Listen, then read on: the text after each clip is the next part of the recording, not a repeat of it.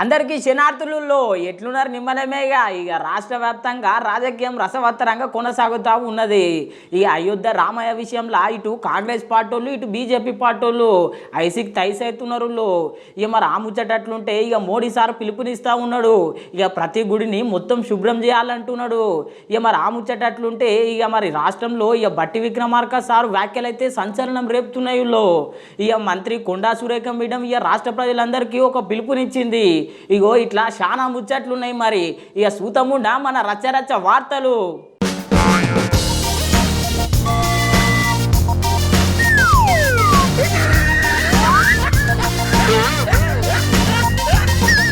అరే ఈ అయోధ్య రామయ్య విషయంలో కూడా కొట్లాడుతున్నారుగా వీళ్ళు. ఇక కాంగ్రెస్ పార్టీలు ఇక మొత్తం మీద రాజకీయం కోసమే వాడుకుంటున్నారు అయోధ్య రామాయణ అంటే.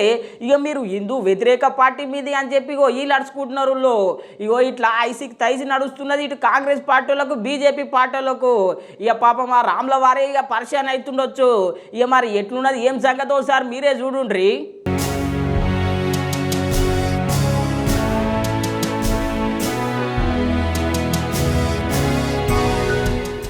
అందరూ ఒక తల్లి బిడ్డలే, కానీ ఒంటెద్దు పోకడ పోయినట్టే ఉన్నది కాంగ్రెస్ బీజేపీ కథ.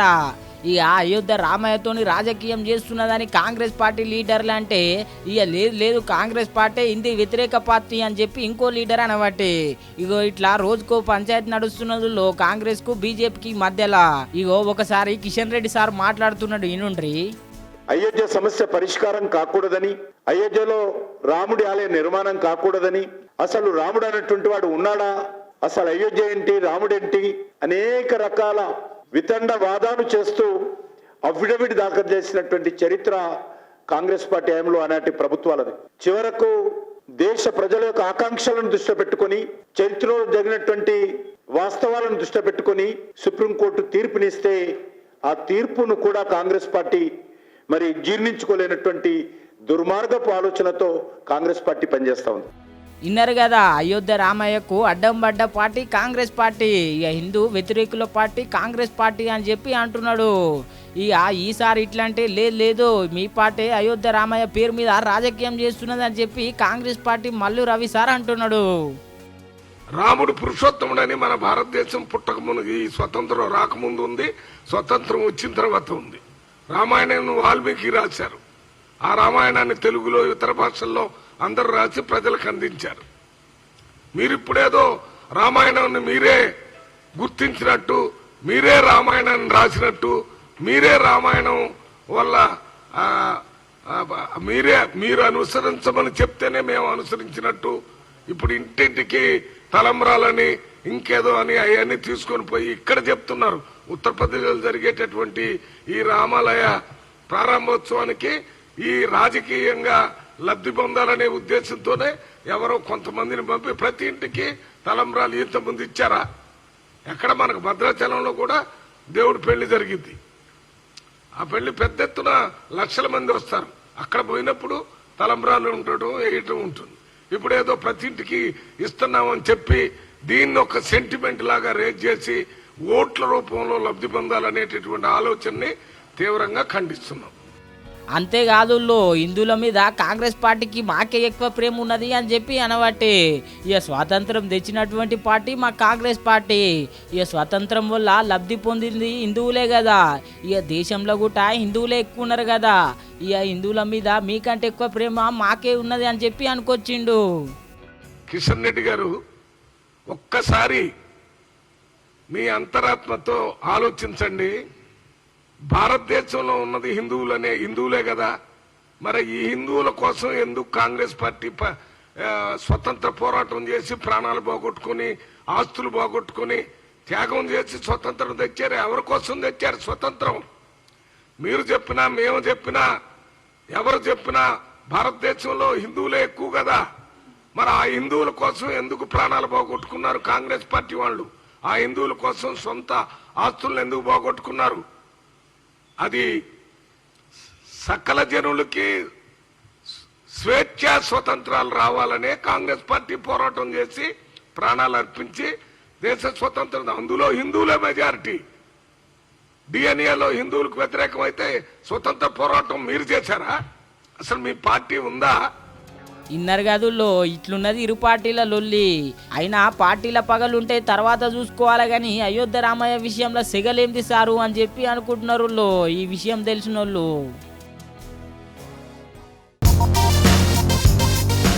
ఇక వారేవయ్య కాంగ్రెస్ గవర్నమెంట్ వచ్చినాక ఇక మంత్రి కొండా సురేఖ మేడం ఒక పిలుపునిచ్చిందుల్లో. ఇక మరి ఎంతకైనా ఇక పర్యాటక శాఖ మంత్రి ఆయే ఇక మొత్తం క్లీన్ అండ్ గ్రీన్ ఉంచుకోవాలని చెప్పి పిలుపునిస్తా ఉన్నది. ఇక ఈ ముచ్చట తెలిసిన వాళ్ళు ఏమంటున్నారంటే ఇక క్లీన్ అండ్ గ్రీన్ ఉంచుతాం మేడం గా కంపెనీలు ఏదో బంద్ చేస్తే కాదు ఆ ప్లాస్టిక్ కంపెనీలు అంటున్నారు. ఇక మరి ఏం మాట్లాడింది ఏం సంగతి ఒకసారి చూడుండులో.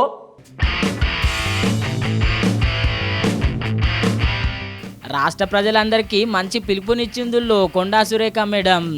ఇక రాష్ట్రంలో ఉన్నటువంటి పర్యావరణాన్ని కాపాడాలి అని చెప్పి పిలుపునిచ్చింది. ఇక ఎందుకు ఇయ్యది చెప్పుండ్రి, ఎంతకైనా పర్యావరణ అడవి శాఖ మంత్రి ఆయే. ఇక మరి ఏం చెప్తున్నదో ఒకసారి వినుండ్రి. అందరికీ నమస్కారం. పొల్యూషన్ కాకుండా ఉండాలి, ఎన్విరాన్మెంట్ బాగా ఉండాలి. ఎన్విరాన్మెంట్ బాగున్నప్పుడే మనం కూడా ఆరోగ్యంగా ఉంటాము. కాబట్టి ఒక ఎన్విరాన్మెంట్ మినిస్టర్గా నేను ఒకటే మీకు సందేశం ఇవ్వాలనుకుంటా ఉన్నాను. ఇటువంటి ప్లాస్టిక్ బాటిల్స్ దయచేసి యూజ్ చేయకండి. దీనివల్ల పర్యావరణంలో పరిరక్షణకు ప్రాబ్లం అవుతుంది. ఇన్నారు కదా, ప్లాస్టిక్ బాటిళ్ళు ప్లాస్టిక్ కవర్లు వాడొద్దంట. ఇక వాడితే పర్యావరణం మొత్తం ఖరాబ్ అవుతుంది. ఇక నీళ్ళు కూడా కలుషితం అవుతుంది. ఇక ఆరోగ్యాలు కూడా చెడిపోతాయి అని చెప్పి అంటున్నది. ఇక మరి ఏం వాడాలి మేడం? మనం ఆరోగ్యంగా ఉండాలి, మన పిల్లల ఆరోగ్యంగా ఉండాలి, మన భవిత ఆరోగ్యంగా ఉండాలి అంటే తప్పనిసరిగా ప్లాస్టిక్ను నిర్మూలించాల్సిన బాధ్యత మనందరి మీద ఉంది. ప్రజలు ఇలాంటి సింగిల్ యూజ్ ప్లాస్టిక్ను వాడకుండా పర్యావరణ పరిరక్షణ కోసం మీరందరూ కూడా సహకరించాలని కోరు. కాబట్టి దయచేసి ఎవరు కూడా ప్లాస్టిక్ బాటిల్స్ యూజ్ చేయకండి. ఇలాంటి గాజు బాటిల్స్ తీసుకోండి. అవసరమైతే గాజు గ్లాసులలో ఇలా పోసుకోండి. అంతే తప్పితే దయచేసి బాటిల్స్ వాడకండి. ఇది నా రిక్వెస్ట్. ఇది మన కోసం, మన అందరి కోసం, మన భవిష్యత్తు కోసం అని తెలియజేసుకుంటూ సెలవు. అయినా మనం పుట్టినప్పటి సంది చూస్తున్నాముల్లో ప్రతి గవర్నమెంట్ ప్లాస్టిక్ వాడొద్దని చెప్పుడే కానీ అయినా ఈ ప్లాస్టిక్ కంపెనీలు తయారు చేసే కంపెనీ బంద్ పెట్టింది లేదు. జరా మీరన్నా తెలంగాణలో ఉన్న ప్లాస్టిక్ కంపెనీలు బంద్ పెట్టుండ్రి మేడం. ఇక ప్లాస్టిక్ కంపెనీలు బంద్ పెడితే ఇక ట్యాక్సీలకు ఆశించకుండా పర్యావరణాన్ని రక్షించిర్రు అని చెప్పి ప్రపంచం మొత్తం శభాష్ అంటారు.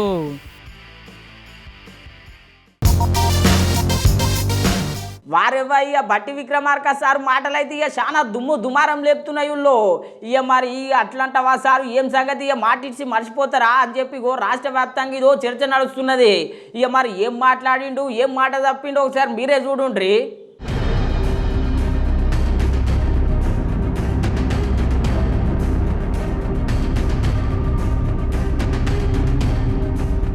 మన తెలంగాణ రాష్ట్రంలో సంక్రాంతి, దసరా, దీపావళి ఇట్లా ఎన్ని పండుగలు వచ్చిపోయినా అసలు సిసలైన పండుగ అయితే నిరుద్యోగులకు ఉద్యోగాలు వచ్చినప్పుడే.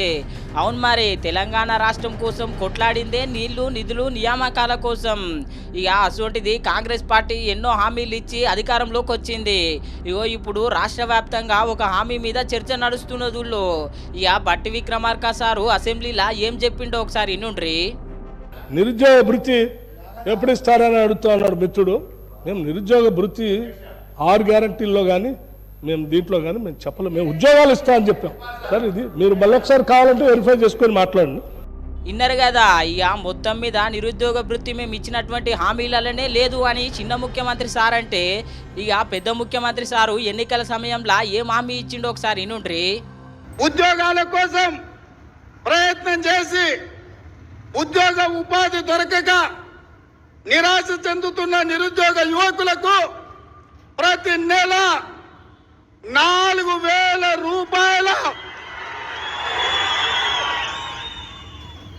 4,000 రూపాయల నిరుద్యోగ భృతిని ఇచ్చి నిరుద్యోగ యువకులను కాంగ్రెస్ పార్టీ ఆదుకుంటుంది. ఇన్నారు కదా, ఇక నెలకు 4,000 నిరుద్యోగ వృత్తి ఇస్తామని చెప్పి హామీ ఇచ్చిండు రేవంత్ రెడ్డి సారు. ఇక రేవంత్ రెడ్డి సారే కాదుల్లో ప్రియాంక గాంధీ మేడం కూడా హామీ ఇచ్చింది. बेरोजगार युवाओं के लिए हर महीने 4,000 रुपए बेरोजगारी भत्ता हम कह रहे हैं देंगे. और ये उस तरह का भत्ता नहीं होगा जो आज तक आपने देखा नहीं है, जो केसीआर जी ने आपको वादा करके बताया था. हम ये निर्णय ले रहे हैं कि आपको मिलेगा, और ये हम पूरा प्रयास करेंगे कि जल्दी से जल्दी अगर सरकार बने तो ये काम शुरू होगा। ఇక మరి ఈ సభలో బట్టి విక్రమార్క సార్ లేడేమో, అందుకే ఇట్లా మాట్లాడిండేమో అనుకోగలరా ఆయన.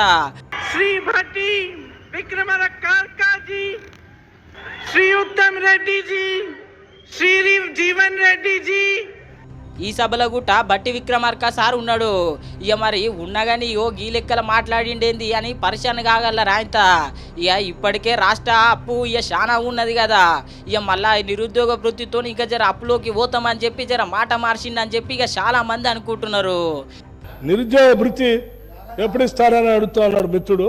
మేము నిరుద్యోగ భృతి 6 గ్యారంటీల్లో కానీ మేము దీంట్లో కానీ మేము చెప్పలేము. మేము ఉద్యోగాలు ఇస్తామని చెప్పాం. సరే, ఇది మీరు మళ్ళీ ఒకసారి కావాలంటే వెరిఫై చేసుకొని మాట్లాడండి. ఇక మరి నిరుద్యోగులకి కావాల్సింది నిరుద్యోగ వృత్తి కాదు సారు, ఉద్యోగాల భర్తీ. ఇక జర పెద్ద మనసుతోని ఆలోచించి జర ఉద్యోగాలు నింపుండ్రి సారు. ఇక మళ్ళొక తాప మీరే అధికారంలోకి వస్తారు.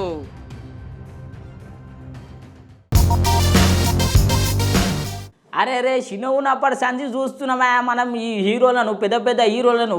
ఇక కొంచెం కూడా మారింది లేదు. ఇక అదే కలరు, అదే హైటు, అదే వెయిటు, ఇక అదే లుక్, అదే డ్యాన్సు. ఇక మరి ఈ చిన్నగానమ్మా ఇక ఎంతగానం డ్యాన్స్ చేసినా, ఎన్ని సినిమాలు తీసినా ఇక మొత్తం మారుడు కూడా మారతలేరు కదా. ఇగో ఇప్పుడు సంక్రాంతి పూట ఇదో చర్చ అయిపోయింది. ఇక మరి ఆ హీరోలు ఎవరు, ఏం సంగతి ఇక మీరే చూడుండ్రి.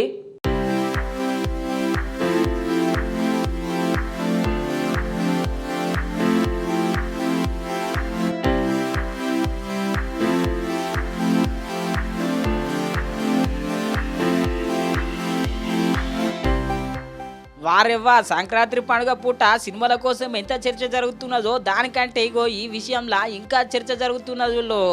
ఇక సోషల్ మీడియాలో అయితే మస్తు చర్చ నడుస్తున్నది. ఇక మహేష్ బాబు సార్ అయితే ఇక రోజుకింత చిన్న పూరం లెక్కనే కనిపిస్తున్నారు అంటున్నారు ఫ్యాన్స్.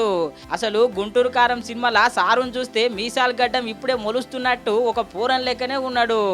ఇక అసలు మహేష్ బాబు సారు ఏజ్ పెరిగే కొద్దీ అందం కూడా పెరుగుతున్నట్టే ఉన్నది. అసలు మహేష్ బాబు సార్ ఏజ్ ఎరికైనా మీకు 48 సంవత్సరాలు. ఇక పరిశాన్ అయ్యండ్రులే.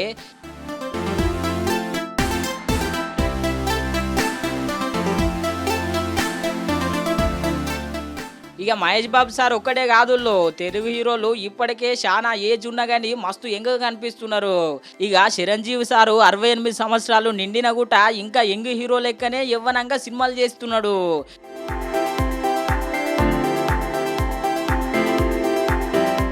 ఇక బాలయ్య బాబు సారు 63 సంవత్సరాలు నిండిన కానీ డైలాగులతో దంచి కొడుతున్నాడు. ఇక నాగార్జున, వెంకటేష్ సార్ అయితే ఇద్దరు 63, 64 సంవత్సరాలలో ఉన్నా కానీ ఇంకా ఫామ్లోనే ఉన్నారు.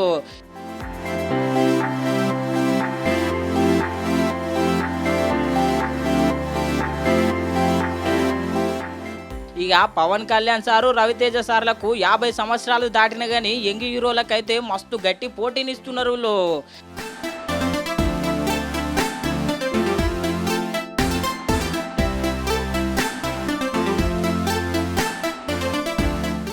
ఇక వీలే కాదు, ఇక రజనీకాంత్ సారు, కమల్ హాసన్ సారు ఇక 70 ఏళ్ళు నిండిన కానీ ఏమో డేంజర్ పోటీ ఇస్తున్నారు ఇప్పుడు ఉన్నటువంటి యువ హీరోలకి.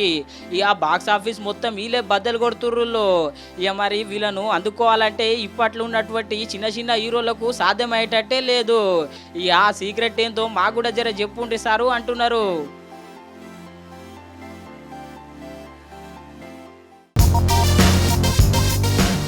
వారెవ్వా మోడీ సార్ అంటే మోడీ సారే. ఇక మళ్ళొక పిలుపునిచ్చిండు. ఇక ఉన్నటువంటి గుళ్ళని అన్నిటిని మనం శుభ్రం చేసుకోవాలి, ఇక దేశాన్ని రక్షించుకోవాల్సిన అవసరం అయితే ఉన్నదని చెప్పి పిలుపునివ్వబట్టే ఇక సారు ఇక మరి శుభ్రం చేసుట్లా నెంబర్ 1, ఇక పని చేసుట్లా పారబట్టుట్లా నెంబర్ 1. ఇక మరి ఏం పిలిపించిండు దేశానికి, ఏం సంగతో సార్ ఇక మీరే చూడుండ్రి. मैं देशवासियों से फिर अपना आग्रह दोहराऊंगा कि राम मंदिर में प्राण प्रतिष्ठा के पावन अवसर के निमित्त देश के सभी मंदिरों में, सभी तीर्थ क्षेत्रों में स्वच्छता अभियान चलाएं, अपना श्रमदान करें. ఇక మొన్న గుడులన్నీ శుభ్రం చేసుకోవాలని చెప్పి పిలుపునిచ్చిండు గదుల్లో. ఇక పిలుపునిచ్చే కంటే ముందుగానే నాసిక్లు ఉన్న గుడి మొత్తం ఇగో గీ తీరులో శుభ్రం చేసిండు.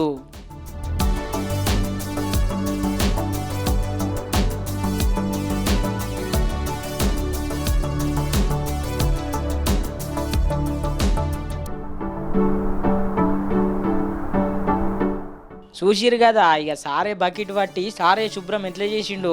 ఇక చూస్తే పరిశాన్ అనిపిస్తున్నదిలే.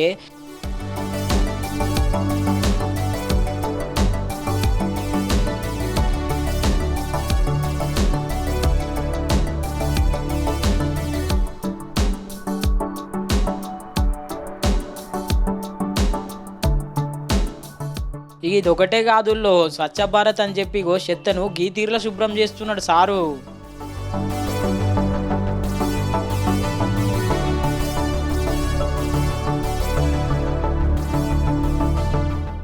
ఇక స్వచ్ఛ భారత్ కార్యక్రమంతోనైతే ఇక దేశవ్యాప్తంగా ఒక విప్లవం తీసుకొచ్చిండు మోడీ సారు.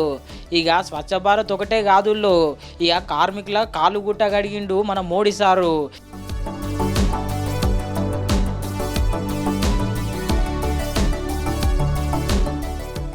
ఇక దేశ ప్రధానమంత్రి అయ్యుండి సఫాయి కాలు గడిగిన చరిత్ర ఇక మోడీ సార్కే ఉండొచ్చు నాకు తెలిసి. ఇగో ఎంత ముద్దుగా సఫాయిల కాలు గడుగుతుండో చూడుండ్రి.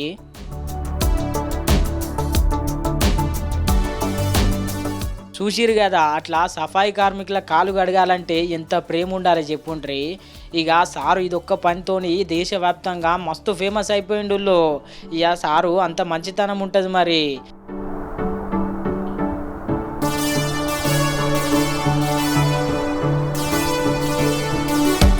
ఇక నడుమ ఒకసారి బీచ్ పోతే ఆ బీచ్లో ఉన్న చెత్తను మొత్తము చేతులతో తీసేసిండు.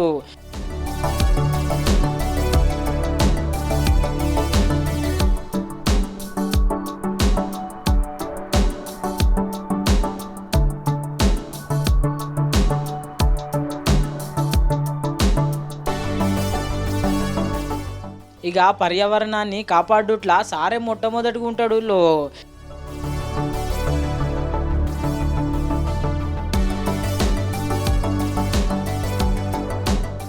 ఇక చెత్తనే కాదుల్లో చెట్లను పెంచుడుట్లో కూడా సారే ఫస్ట్.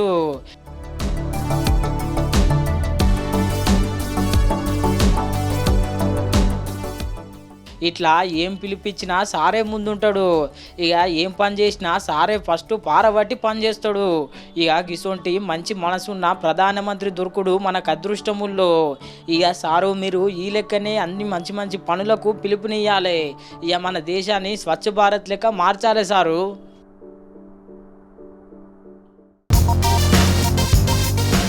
అరే రే ఇక మా మనవని కలవకయ్యా చాలా రోజులు అయింది. ఇక మరి ఏం చేస్తున్నది ఏం సంగతి ఒకసారి అరుచుకుందాము డావులా. ఇక ఒకసారి ఏం చేస్తున్నదో చూద్దాం పండి. ఫ్రీ బస్ పుణ్యాన హాయిగా ఎంజాయ్గా హైదరాబాద్ మొత్తం చూసేసి వచ్చినాము.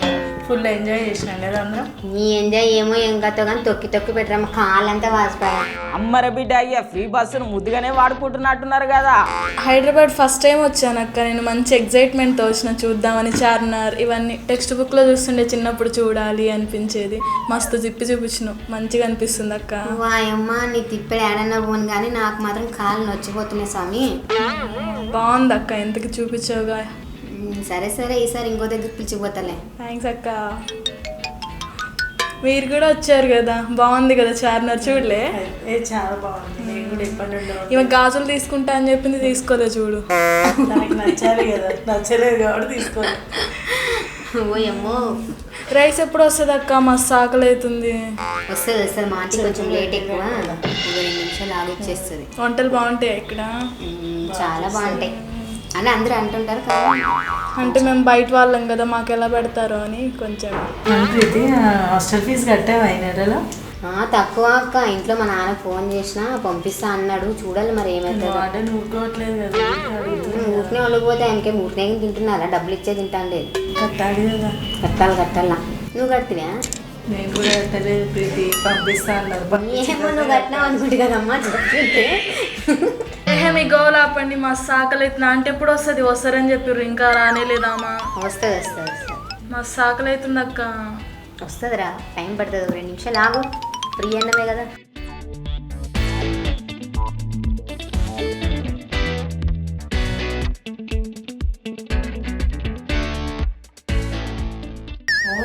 ఇద్దరు నలుగురు కూర్చున్నారు, తెచ్చిపెట్టాలి నేను తిండి వీళ్ళకి. ఏమో ఏమి ఇట్లా చేస్తాను.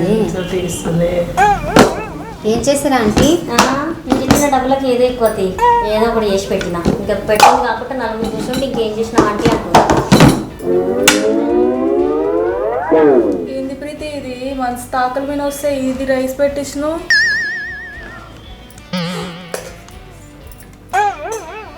ఏంటి ఇంత కొంచెం పెడుతుంది అమ్మ? ఇంత రైస్ కోసమా ప్రీతి మమ్మల్ని ఏడికెళ్ళ నుంచి పిలుచుకొచ్చిన వీడికి? ఏమైందా అంటే ఇట్లా పెడుతున్నావు? మీరు ఇచ్చే డబ్బులకి ఇదే ఎక్కువ పెట్టుడు. ఇద్దరు ఉన్నారని నలుగురు వచ్చి కూర్చురు. ఎక్కడి నుంచి తెచ్చి పెట్టమంటావు, ఏం పెట్టమంటావు? మమ్మల్ని తినూరు పెట్టింది తినే ప్రసాదం లాగా ఉంది. పెద్దమ్మ గుడికి పోతే అన్న కొంచెం ఎక్కువ పెడతారు కదమ్మా, నువ్వే కొంచెం పెట్టినావు. పెద్దమ్మ గుడికి పోతే గుడికి కొబ్బరికాయకి పైసలు ఇస్తారు, పంతులకి పైసలు ఇస్తారు, అర్చనకి పైసలు ఇస్తారు, అన్నిటికి పైసలు ఇస్తారు. మాకు దేనికి ఇస్తున్నారు? ఊరికే కడుతున్నా డబ్బులు. వేలు ఇస్తున్నా ఆడబో. రేట్లు ఎంత మండిపోతున్నాయి. ఒకరోజు రా షాప్కి పోదాము. బియ్యం బ్యాగ్ మాట్లాడుతున్నారు అంటే అసలుకి 6,000 ఇప్పించుకుంటున్నారు. అంత కొంచెం పెట్టేది. ఒక్క బియ్యం బ్యాగ్ ఎంత తెలుసా? 2,000 ఒక బియ్యం బ్యాగ్. గ్యాస్ కొనాలంటే ఎంత? ఇప్పుడు తక్కువ మనం బుక్ చేసిన గ్యాస్ అయిపోతుంది. దాన్ని బ్లాక్లో కొనాలంటే 1,300. ఇంతమంది ఉంటారు, ఇంతమందికి ఎంత ఘనమైతే తెలుసా? నువ్వు ఇచ్చే 4,000 ఇస్తున్నా 4,000 ఇస్తున్నాను ఇదంతా చెప్పి మాట్లాడుతుంది. ఇద్దరు వచ్చిరు, నలుగురు తీసుకురమ్మన్నా. మా నలుగురికి ఎక్కడి నుంచి తెచ్చి పెడతాము? ఏదో వచ్చిరు, ఏదో పెట్టింది కదా తింటామని అంటురా. మళ్ళీ ఇక నేను ఒకదాన్ని ఉన్నాను కదా అని ఇక మీరు నోటికి ఎట్లా అట్లా మాట్లాడుతున్నారు. నిజమే కదుల్లో. ఏం మాట్లాడుతున్నావా అంటే నువ్వు తెచ్చే కుళ్ళిపోయిన టమాటాలకి నూకులు అన్నానికి ఇన్ని మాటలు మాట్లాడుతున్నావు. 6,000 కడుతున్నాను, ఊరినే కడుతున్నానా? మా నాయన ఆడ పంపిస్తే 4,000 హాస్టల్ ఫీజు అయితే 6,000 అని చెప్పి తీసుకొని తింటుంటే నువ్వు చూస్తే ఇంత తెస్తున్నావు కదమ్మా. ఎట్లా మా ఫ్రెండ్స్ ముందు నా మర్యాద తీస్తున్నాను. మీరు ఇచ్చే 4,000 కోసం 40 సార్లు 40 మాటలు మాట్లాడుతురమ్మా. ఏమో అంటారు చూడొచ్చేది ఆటనా పోయేది బారాని అన్నట్టు ఉంది. మీరు ఇచ్చే 4,000 కానీ ఎంత ఖర్చులు అయిపోతున్నాయి, ఎంత గ్యాసులు పింపిరం అయిపోయినాయి, గ్యాస్ రేట్లు మండిపోతున్నాయి, బియ్యం రేట్లు మండిపోతున్నాయి. ఏం కొనడానికి వస్తుంది చెప్పండి? 1,000 రూపాయలు పెట్టుకొని షాపు కొనరు, ఏమన్నా వస్తుందేమో తెలుస్తుంది. ఇదైతే మస్తు మాట్లాడతారు మీరైతే. సర్లేనా ఆంటీ కొంచెం అన్నం అయితే పెట్టండి కదా, ఇప్పుడు ఆకలి మీద ఉన్నాము. ఇక మీకు ఇదే ఎక్కువ అంటే ఇంకొంచెం పెడితే ఇక తినూరు. ఇక ఏదో ఫోన్ అని పెడితే మరి అంటారు అయ్యో పాపం అంటే 6 నెలల శని పట్టుకున్నట్టుంది మాకు. తినూరి తినకపోతే ఇంతనే ఉంటారు, ఎంతసేపు ఉంటారు అంతసేపు. ఏంటి ప్రీతి ఇది? మేము ఆకలికి మీద వచ్చాం, అన్నం లేక రాలేదు ప్రీతి.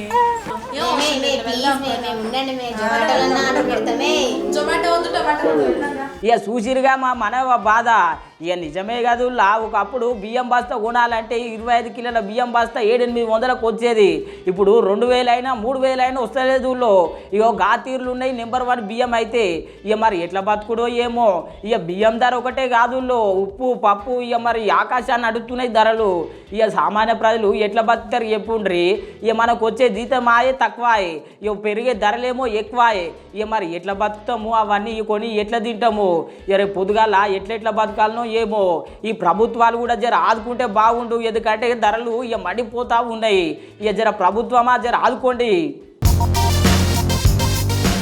ఇక రాష్ట్ర వ్యాప్తంగా విక్టరీ వెంకటేష్ అవా నడుస్తున్నదుల్లో. ఇక ఇవాళ సైంధవ్ సినిమా రిలీజ్ అయింది కదా. ఇక తండ్రికి బిడ్డకు ఉన్నటువంటి రిలేషన్ ఎట్లుంటుంది, ఏం సంగతి, ప్రేమ ఆప్యాయతలు ఎట్లుంటాయి అని చెప్పి ఇక డైరెక్టర్ అయితే చాలా ముద్దుగా చూపించిండులో. ఇక మరి సైంధవ్ అనే సినిమా ఉన్నది ముద్దుగానే ఉన్నది, కానీ ఇక ఒకప్పుడు ఇక సైకోలే కనిపిస్తాడు సినిమా చూస్తుంటే. అప్పుడప్పుడు ఇక మరి ఇటు వెంకటేష్ సార్ను చూస్తుంటే అప్పుడు కళ్ళకి నీళ్ళు వస్తాయి. ఇక అంత మంచిగా యాక్టింగ్ చేసిండు ఎమోషనల్ సీన్లల్లా. ఇక మీరు ఎవరన్నా ఇక లవ్ రొమాన్స్ కామెడీ ఇవన్నీ ఏమన్నా లెంకొని పోయిర్రే అనుకోండి, ఇక మరి అవన్నీ ఏముండేవి. ఇక పకడు బాందీగా ఒక లెక్కలు తీసిండు డైరెక్టరు. ఇక యాక్షన్ ఏదైతే ఉంటుందో యాక్షన్కు సంబంధించి ఇక ఎమోషనల్గా ఈ రెండుటిని జర మంచిగా ముందుగా తీసుకొచ్చిండు. ఇక మరి అసలు సంగతికి వచ్చినట్లయితే ఇదంతా ఒక డ్రగ్స్ మాఫియాతో నడుస్తుంది సినిమా మొత్తము. ఇక మరి గతంలో వెంకటేష్ సార్ ఎవరైతే సైంధవ్ ఉన్నాడో ఇక సినిమాలో ఇక డ్రగ్స్లలో పనిచేస్తాడు, ఆ ముఠాతో పనిచేస్తాడు. ఇక చిన్నపిల్లలందరికీ శిక్షణ ఇచ్చి ఇక మొత్తం మాఫియాలలో కలుపుతుంటారు. ఇక అది నచ్చక వెంకటేశం సార్ ఇక బయటకు వస్తాడు. ఇక బయటకు వచ్చినాక ఆయన జీవితం ఆయన గడుపుతుంటాడు. ఇక మళ్ళీ అసలు కథ ఇప్పుడే స్టార్ట్ అవుతుంది. ఇక మళ్ళీ ఆడిపోతాడు. ఇక మళ్ళీ ఆడుకోగానే ఇక మరి అంటుకుంటే ఇడవడాయే, ఇక పెద్ద అగ్ని లెక్కనే ఉంటాడాయే. ఇక మొత్తం విలన్లు అయితే మస్తు భయపడతారు. ఇట్లా మొత్తం సినిమా కథ నడుస్తుంటే ఇక పాపము అలా బిడ్డకు ఏదో చిన్న రోగం వస్తుంది. ఇక ఆ రోగానికి చిన్నదే కానీ ఇక మంద అయితే పెద్దదే. ఇక 17 కోట్ల సూది కావాలి. ఇక మరి సార్ దగ్గరనేమో పైసలు లేకపోయే. ఇక మరి ఎట్లా సంపాదించిండు, ఆ రోగం ఏంది, ఆ కథ ఏంది, దానికి విరుగుడేంది, ఇక మరి ఆ రోగానికి సంబంధించినటువంటి పైసలు ఎవరిస్తారు, ఏం సంగతి, ఆ ముఠాతో మళ్ళీ కలిసి నటించి మళ్ళీ పైసలు తెచ్చుకుంటాడా లేకపోతే ఏమున్నదని చెప్పి ఇదే మొత్తం మీద సినిమా. ఇక వెంకటేష్ సార్కు బిడ్డకి ఏదైతే రోగం వస్తుందో ఇక మరి ఆమె లెక్కన ఒక 300 మంది అందులో సినిమాలు ఉంటారు. ఇక మరి వాళ్ళందరినీ ఎట్లా కాపాడిండు, ఏం సంగతి, ఎప్పుడెప్పుడు ఏమేమి నిర్ణయాలు తీసుకున్నాడు, ఎందుకంటే ఇక ముఠాతో కలిసి ఉన్నప్పుడు ఇక మరి నీకు మాకు సరికి ఇవ్వాలి, లేకపోతే తర్వాత మీ ఇంజక్షన్కి పైసలు ఇస్తాము, అది ఇది అని చెప్పి ఇక కొన్ని అట్లా అవుతాయి. ఇక నేను కథ మొత్తం చెప్పగానే ఇక మీరు కూడా జర టైం ఉంటే పోయి చూసిరండి. ఇక గుంటూరు కారం సినిమాకేమో రేటింగ్ చాలా తక్కువ వచ్చింది. ఇక మరి ఇట్లా వచ్చేసరికి ఇక సోషల్ మీడియాలో మస్తు ట్రోల్ అవుతా ఉన్నది. ఇక మొత్తం మీద అయితే గుంటూరు కారం సినిమాకైతే ఇక ఓపెనింగ్స్ పకడ్ బాందికి వచ్చినాయి. ఇక దాదాపు 95 కోట్లు వచ్చినాయి వరల్డ్ వైజ్. ఇక మరి మహేష్ బాబు సార్ కెరియర్ అనేది ఇది ఒక పెద్ద హిట్ అంట. ఇక మరి తొలి రోజు ఓపెనింగ్స్ ఇక చూడాల్సిన అవసరం అయితే ఉన్నది. ఇక సినిమా టాక్ అట్లనే ఉన్నది, కానీ ఇక రేపు మాపు ఇక మరి ఎన్ని పైసలు వస్తాయి ఇక చూడాల్సిన అవసరం అయితే ఉన్నది. ఇక మొత్తం మీద హనుమాన్ సినిమా కాడికి వస్తాం. ఇక హనుమాన్ సినిమా అయితే ఇక మొత్తం మీద మంచి ఏమంటారు మంచి పరపతి మంచి పేరు తెచ్చుకున్నది. ఇక మొత్తం మీద ముందుకు పోతా ఉన్నది. ఇక మరి హనుమాన్ సినిమాకు ఇక థియేటర్లు పెంచుతూ ఉన్నారు ఇక యాజమానాలు, ఇక థియేటర్కి సంబంధించిన వాళ్ళు. ఇక మొత్తం మీద అయితే హనుమాన్ దూసుకుపోతా ఉన్నది. ఇక రోజు రోజుకి ఇక మరి కలెక్షన్స్ కూడా పెరిగే అవకాశం ఉన్నది సుమి. ఇక చూస్తూనే ఉండండి. ఇక ఇట్లున్నాయి మన సినిమా ముచ్చట్లు. వారేవా ఎట్లున్నాయి మన రచ్చరచ్చ వార్తలు, అదిరిపోలేవా?